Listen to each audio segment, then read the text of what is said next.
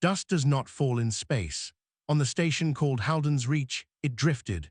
It floated in slow, lazy circles under the dim lights of the lower decks, and no one bothered to clean it anymore. This was the part of the station the important people never saw.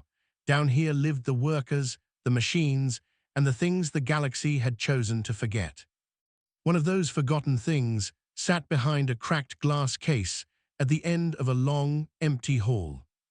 It was an egg, a very large egg, taller than a grown man, with a shell the color of old stone. Once, long ago, thousands of visitors had come to see it. There had been bright lights and guards and signs in 100 languages. Now there was only a single flickering bulb and a small metal plaque that had gone grey with age. The plaque said one word that everyone believed: deceased. The galaxy knew this egg well, even if it had stopped caring about it. It was a dragon egg, not the dragons of old stories, but real ones, ancient creatures that swam between the stars on wings wider than cities. For 10,000 years, the great empires had hunted for dragon eggs, because a dragon that bonded with your people made your people untouchable. No fleet would dare attack you. No enemy would dare challenge you. A dragon was the greatest power in the universe. But dragons did not bond with the strong. That was the cruel secret the empires could never accept. A dragon egg only cracked for one reason, and no amount of gold or ships or clever words could force it. So the empires had failed, again and again, for 100 centuries, and this egg, the very last one known to exist, had not stirred in 3,000 years. The scientists had come, poked it, scanned it, and left. The plaque was written, the lights were dimmed, the galaxy moved on. That was the world into which a small human girl wandered one quiet afternoon. Her name was Nova, and she was 8 years old. She was thin, with dark tangled hair and shoes that were size too big because they had once belonged to another child. Her father worked the maintenance lines on the lower decks, fixing pipes and cleaning vents, and while he worked, Nova was left to wander. There was not much for a human child to do on a station like this. Humans were new to the galaxy, young and poor and unimportant. Most of the tall, proud aliens who ruled Halden's Reach looked right through her, as if she were a piece of that floating dust. So Nova explored the empty places, the halls no one else wanted, and that was how she found the egg. She stopped in front of the cracked glass and looked up at it. It was the biggest thing she had ever seen up close, and it was completely still. She read the plaque slowly, sounding out the strange word. Deceased, she whispered. She did not fully know what it meant, but she knew it was a sad word. It sounded like goodbye. She pressed her small hand flat against the cold glass. The shell behind it was grey and lonely, sitting in the dark at the end of a hall where nobody came. "Are you all alone in there?" she asked softly. The egg did not answer, of course. It was, everyone agreed, quite dead. But Nova did not know it was dead. Or maybe she did not believe it. She only knew that it looked lonely, and that being lonely was the worst feeling she knew. She had felt it herself, many times, standing at the edges of rooms full of aliens who did not see her. "I have to go back to my dad soon," she said, as if the egg had asked. "But I could come back tomorrow, if you want, I don't mind."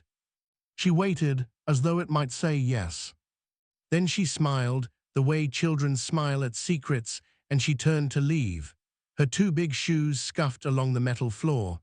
At the end of the hall, she stopped and looked back one more time. "Bye," she said. "I'll see you tomorrow, don't be scared." And she was gone. The hall fell silent again. The single bulb flickered. The dust drifted in its slow circles. But something happened then that no scanner recorded and no scientist saw.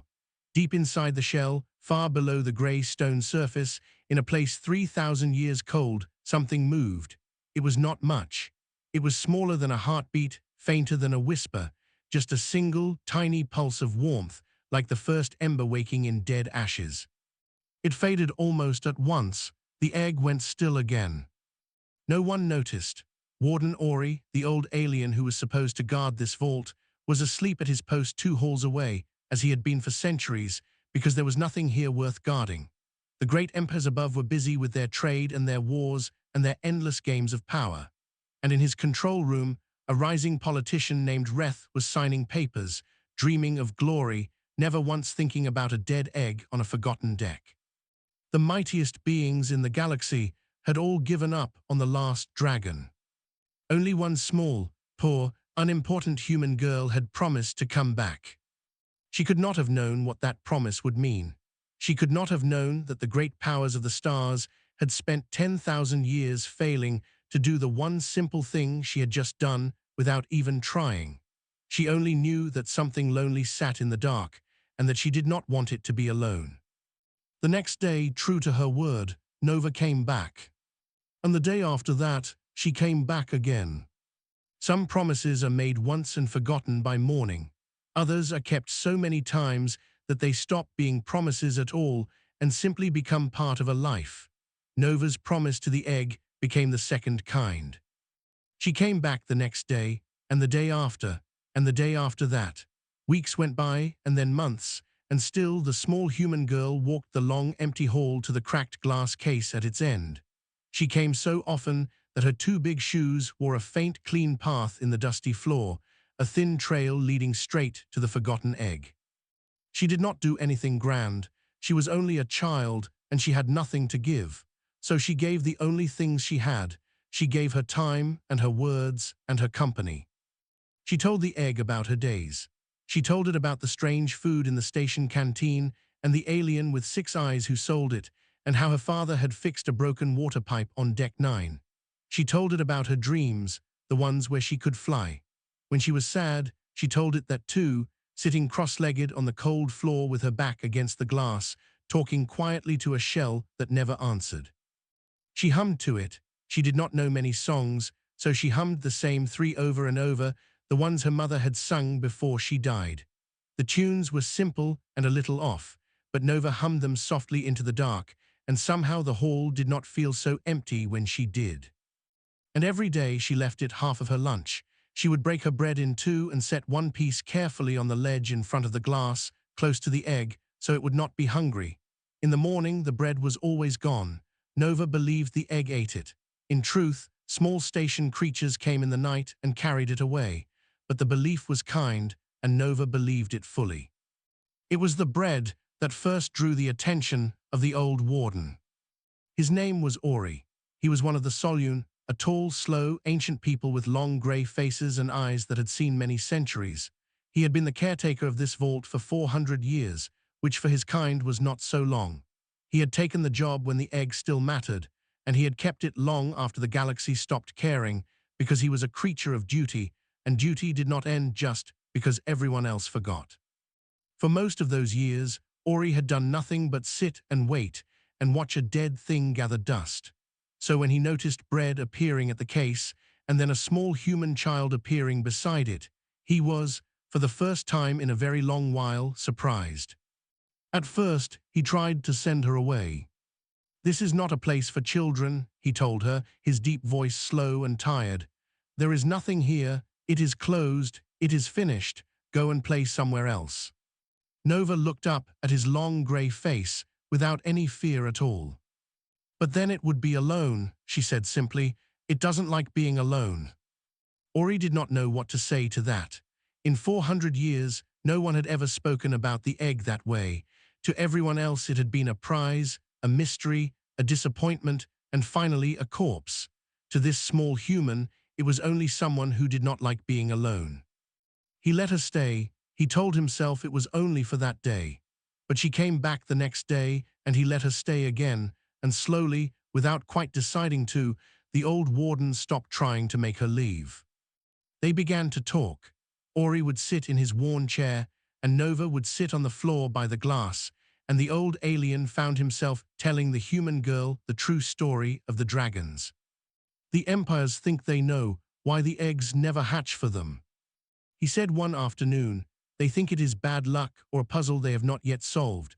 They send their strongest soldiers and their cleverest minds. They bring treasure and weapons and grand promises, and nothing ever happens." He shook his long head slowly. "They do not understand. A dragon does not hatch for the strong. It does not hatch for the clever. It hatches for one thing only, and it is a thing they cannot buy or force or steal." "What thing?" Nova asked. The old warden looked at the small girl sitting patiently in the dust, at the worn path her shoes had made, at the half-piece of bread on the ledge. "Patience," he said quietly, "and heart, it hatches for the one who waits and keeps waiting and asks for nothing in return." He almost smiled. "That is why the mighty always fail, child. They are far too busy being mighty to ever simply sit and wait." Nova thought about this. Then she nodded, as if it made perfect sense, and turned back to the glass to finish telling the egg about her morning. Ori watched her, and for the first time in 3,000 years, a strange and forgotten feeling stirred in his old chest. It felt dangerously like hope. He pushed it down. The egg was dead. He had been told so 100 times. It was foolish to hope. But far above, in the bright upper decks where the important people lived, another feeling was stirring, and it was not kind. A politician named Reth had received a strange report. A routine deep scan of the old vault, run automatically once a decade, had picked up something odd.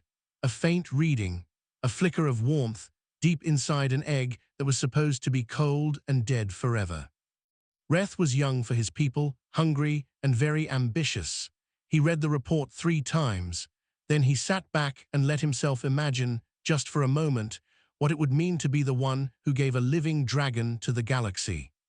He did not know about the girl. He did not know about the bread, or the humming, or the worn path in the dust.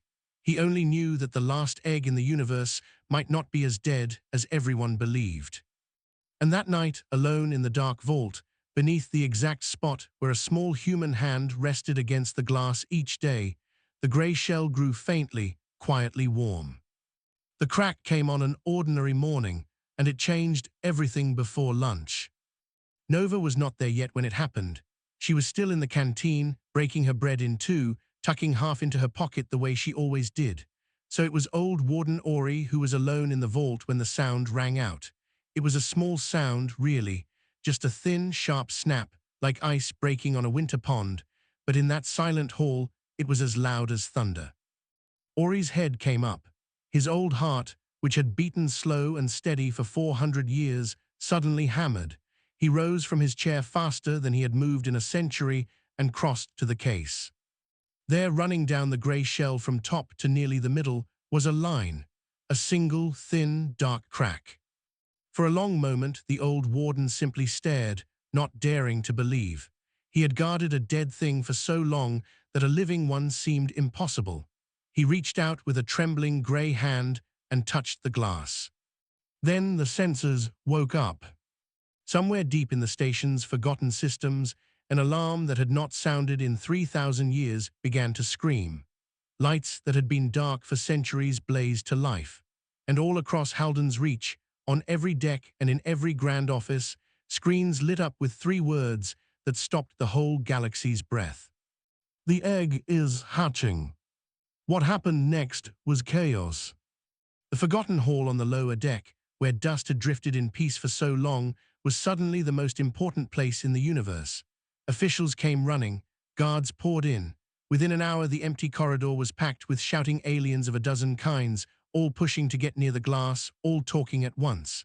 Cameras flashed, orders were barked. The single flickering bulb that had lit the egg for years was torn out and replaced with a blaze of white light. And they came from the stars, too. Word spread faster than any ship, and the great empires turned their fleets toward Halden's Reach at once. Every proud people who had spent 10,000 years failing to win a dragon now saw one final chance, and none of them meant to miss it. Warships gathered in the dark around the station like hungry animals around a wounded thing. Because everyone understood what was at stake. The last dragon in the galaxy was about to choose someone, and whoever it chose would rise above all the rest. Into this storm walked Reth. The politician arrived with guards at his back and cold purpose in his eyes. He had prepared for this moment from the day he read the strange report. He did not push through the crowd like the others. He simply spoke, and his voice carried the weight of law. "By the authority of the Station Council," he announced, "this vault is now closed to all unauthorized persons. The egg is a matter of galactic importance. It will be secured, it will be protected, and it will be witnessed only by those with the standing to be present." The crowd grumbled, but no one argued.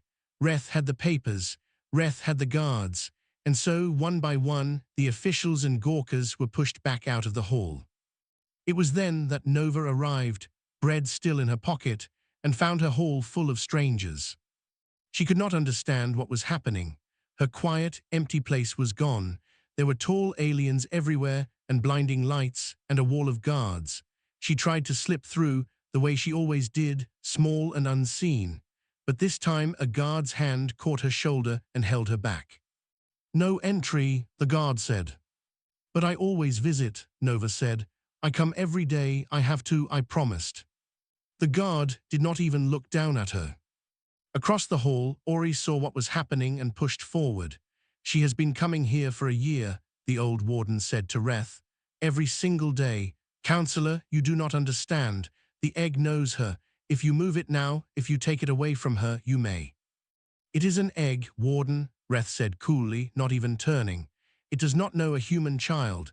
It is the greatest treasure in the galaxy, and it will not spend its final hours in a dusty hall guarded by a sleeping old fool and befriended by a beggar." He raised his voice. "Move the egg, take it to the secure chamber at once." "No," Ori said. "Please, it could kill it. A dragon egg needs the presence it has grown to know, if you tear it away from." "Enough," Reth's voice cut like a blade. "The empires are watching. This will be done properly, with dignity, before the whole galaxy, not like this." The guards moved in. They lifted the great case with heavy machines and began to carry the last dragon egg away from the hall where it had waited 3,000 years, away from the worn path in the dust, away from the small girl who had sat with it every day. Nova twisted against the guard's hand. "Wait," she cried. "You can't take it. It doesn't know you. It'll be scared. Please, it needs me. I promised I would." But her small voice was lost under the noise of the machines and the crowd. The great aliens around her heard a human child making a fuss, and they laughed, short and cold. The idea was absurd to them, as if a dragon, the mightiest creature in all the stars, could possibly need a poor little human girl. They carried the egg away. The blazing lights were shut off. The hall went dark and empty once more, emptier now than it had ever been, and the worn little path in the dust led to nothing at all. Nova stood alone in that dark hall, tears running down her face, her half-piece of bread still in her pocket, and for the first time in a year, she could not keep her promise. Far away, in a bright and guarded chamber, the crack in the shell spread one more finger's width, and then, quietly, as if it had lost something, it stopped. The grand chamber was everything the forgotten hall had not been. It was wide and bright and shining, with high ceilings and polished floors and banners hanging from every wall. Reth had built it in a single day, sparing no cost, because the whole galaxy was watching, and he meant to give them a show worthy of history. At the center of it all, raised on a tall platform under 100 lights, sat the egg. Around it gathered the mighty. They came from every great empire, dressed in their finest, glittering with rank and wealth. There were generals in armor that had never known defeat. There were ambassadors who had ended wars with a single word. There were kings and counselors and the proud heirs of the oldest bloodlines in the stars. They filled the chamber, and each of them stood as close to the egg as they were allowed, and each of them was quietly certain that the dragon would choose them. They had brought gifts. Chests of treasures sat open on the floor, jewels burning under the lights. There were weapons of terrible beauty offered as tokens of strength. There were scrolls promising land and ships and eternal friendship. Every tool that the empires had ever used to try to win a dragon was there in that room, laid out in a glittering pile. It was the same pile, in truth, that had failed for 10,000 years. They simply could not see it. And so they waited for the hatching to finish. They waited to be chosen. But the hatching did not finish. The crack, which had raced down the shell so eagerly in that dusty hall, had gone still the moment the egg was moved. Now it sat frozen, a single dark line on grey stone, spreading no further. Hours passed. The mighty shifted on their feet. Whispers began. A day passed, and then another, and still the shell did not break. Worse, something was going wrong. The faint warmth that the scanners had detected, the glow of life deep inside, was fading. Slowly, steadily, the readings dropped. The chamber's finest scientists gathered around their machines with worried faces and no answers. The dragon inside the shell had gone quiet and still, as if it were searching for something it could not find and giving up hope of finding it. Reth watched the numbers fall and felt his great moment slipping away. "Do something," he ordered the scientists. "Warm it, feed it, sing to it. I do not care, it cannot die, not now, not with the whole galaxy watching." But nothing they tried made any difference. The treasure did not stir it. The weapons did not stir it. The grand words and the bright lights and the gathered might of 1,000 worlds did not stir it at all. The egg only grew colder. It was old Warden Ori, standing quietly at the very back of the chamber where no one had thought to send him away, who finally understood. He had known, in truth, from the moment they carried the egg out of the hall. But now he was certain, and he could stay silent no longer. He stepped forward, an old grey figure among all that shining pride, and he spoke. "It is dying," he said, "because it is looking for someone, and that someone is not in this room." The mighty turned to stare at him. "For a whole year," Ori went on, his slow voice steady, "this egg had one presence beside it every single day, not treasure, not power, a small, patient heartbeat that came and sat with it and spoke to it and asked for nothing at all. That is the only voice this dragon has ever known. That is the presence it woke up hopping to find, and you took it away." For a moment, the chamber was silent. Then Reth laughed, sharp and disbelieving. "You are speaking of the human child," he said, "the beggar's daughter. You want me to believe that the mightiest creature in the galaxy is dying because it misses a poor little human girl." "Yes," Ori said simply, "that is exactly what I am telling you." "That is madness." Reth's voice rose, and there was fear underneath the anger now, because his prize was dying and he did not know how to save it. "Look around you, Warden. Kings stand in this room. Fleets fill the sky above us. We have offered this creature everything a being could want, and you would have me hand the last dragon in the universe to a child who sweeps floors for her supper." "I would have you save its life," Ori answered. "The rest is not up to you. It was never up to you. That is the thing your people have never learned in 10,000 years of trying." Reth turned away from him. He could not accept it. To accept it would be to admit that all his power, all his careful planning, all the gathered might of the empires meant nothing next to a poor human child. It would mean that the thing they had all chased for 100 centuries could not be seized, could not be earned by the strong, could only be given freely to the one who simply cared. His pride would not let him believe it, even as the truth lay dying in front of him. So he stalled. He ordered more scientists, more machines, more grand and useless efforts. He wasted precious hours arguing, hopping against hope that some clever trick would make the egg hatch for the mighty after all. And while he argued, the glow inside the shell guttered low. The scientists' faces went pale. On their screens, the reading of the dragon's life dropped and dropped, thin as a candle flame in a cold wind. It flickered. It nearly went out.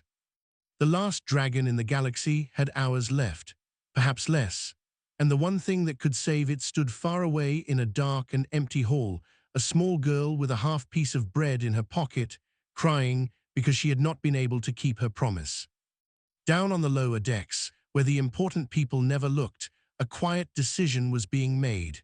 It was not made in a grand chamber or by anyone with a title. It was made by a tired maintenance worker named Dale, kneeling in front of his crying daughter. Dale had heard the whole story from Nova between her sobs. He had heard about the year of visits, the bread, the humming, the promise. He had heard how they had taken the egg away and laughed at her.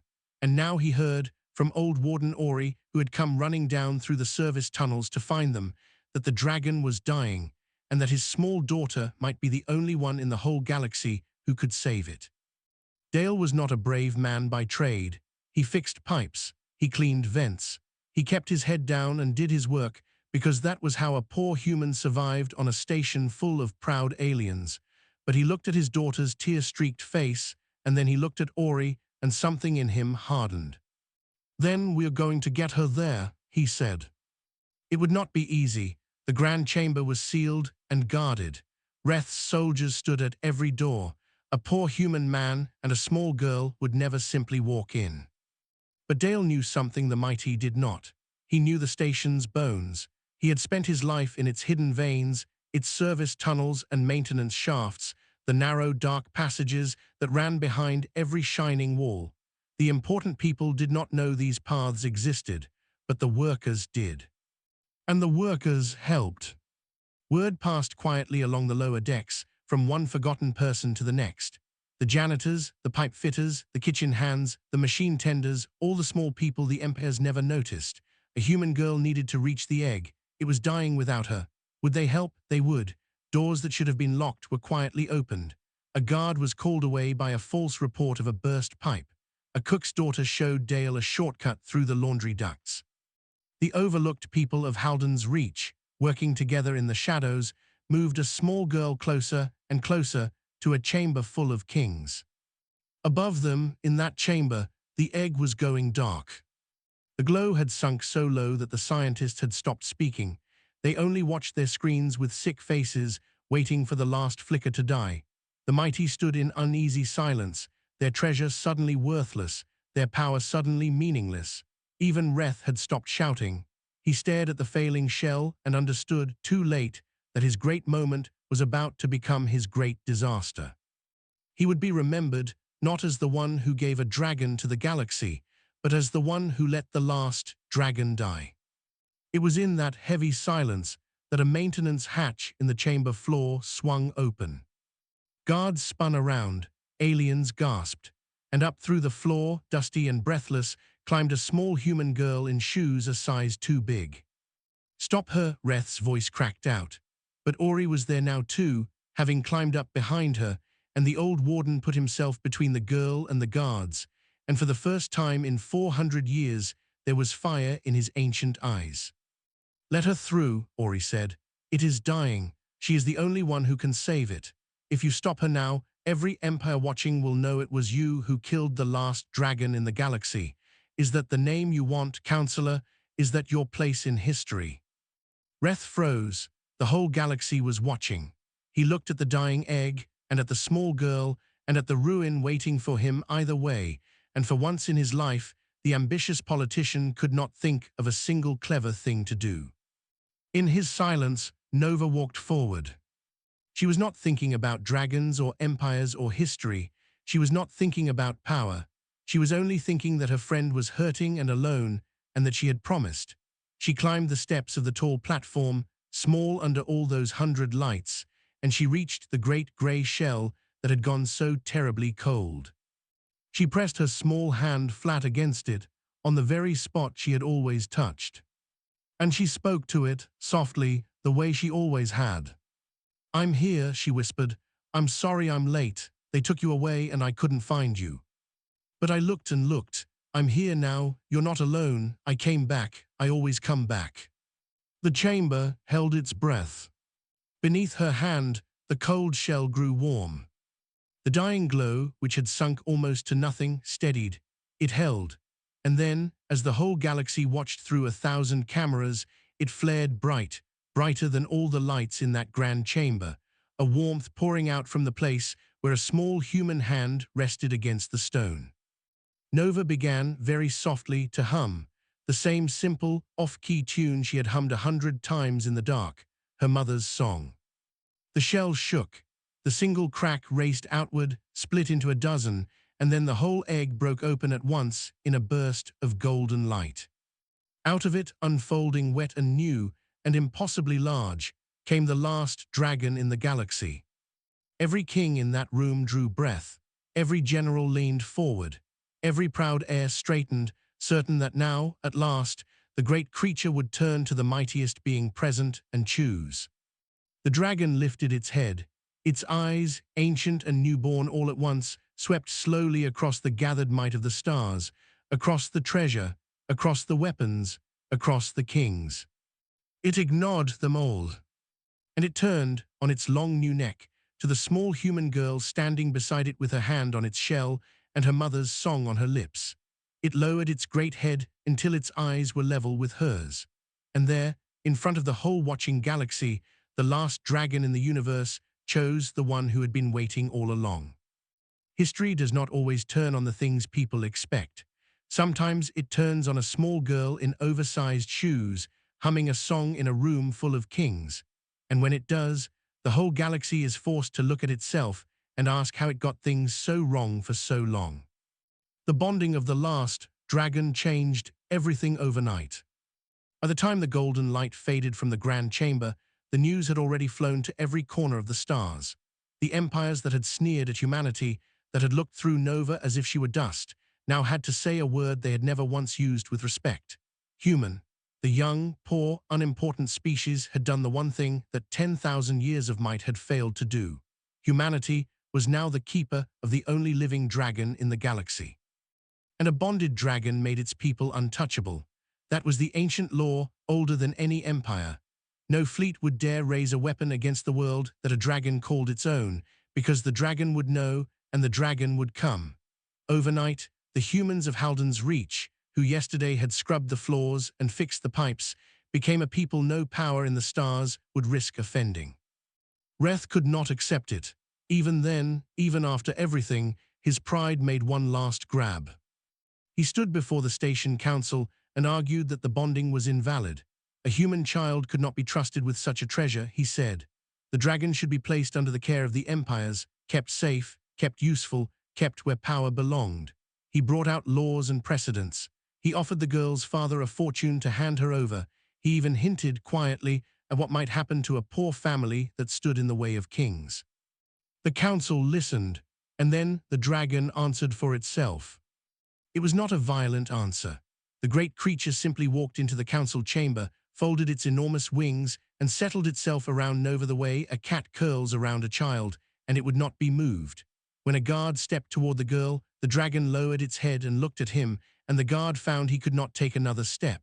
No chain could part them, no law could command it, no fortune could tempt it. The dragon had chosen, and the choice was final, and every being in that room understood at last that this was a thing no power could undo. Reth's schemes fell apart in front of the whole galaxy. He who had wanted so badly to be remembered as the one who won a dragon was instead remembered as the fool who tried to take one and could not. He faded from history, small and forgotten, which was a fate his kind had always feared and never understood the cause of. It was Ori who spoke the words that the galaxy would remember. The old warden was asked to stand before the council and explain, since he alone had understood from the start. He was very old and very tired, but his voice was steady as he looked out over the gathered might of the stars. For 10,000 years, he said, your empires hunted the dragons. You sent your strongest and your cleverest. You offered treasure beyond counting and weapons beyond number. You conquered and you schemed, and you failed every single time, and you never once learned why. He looked down at the small girl, and the great dragon curled around her. You failed because a dragon cannot be won. It can only be given a reason to trust, and trust is not built by the mighty, who are always too busy being mighty to sit in the dark with something lonely and simply keep it company. It is built by the patient, by the kind, by the ones who come back and keep coming back and ask for nothing in return. He almost smiled. You laughed at this child because she was small and poor and human. But while your kings gathered their fleets, she sat on a cold floor and shared her bread. That is the whole secret. That is all it ever was. The thing you mocked in humanity was the one thing the dragons had been waiting 10,000 years to find. No one in the chamber had anything to say to that. There was nothing to say. The truth was too plain, and it had been too long in coming. Later, when the councils were done, and the fleets had gone home, and the galaxy had begun the slow work of changing its mind about humanity, three figures stood together at a great window on the upper deck of Haldan's Reach. There was Dale, the maintenance worker, who would never fix another pipe as long as he lived, though he said he rather missed it. There was old Warden Ori, who had guarded a dead thing for 400 years and lived to see it born. And there was Nova, small as ever, her two big shoes still on her feet, watching the stars. Beyond the window, in the open dark, the young dragon flew.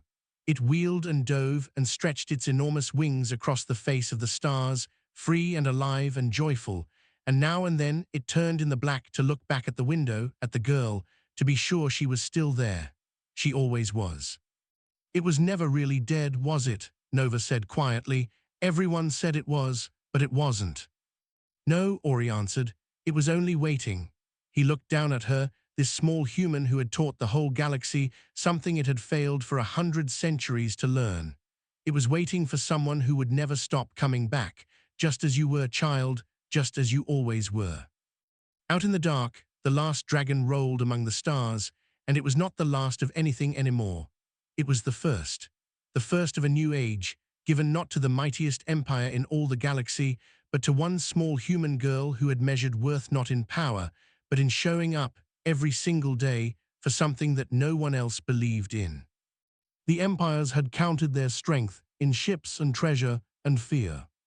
She had counted hers in a promise kept. And in the end, the dragon chose her.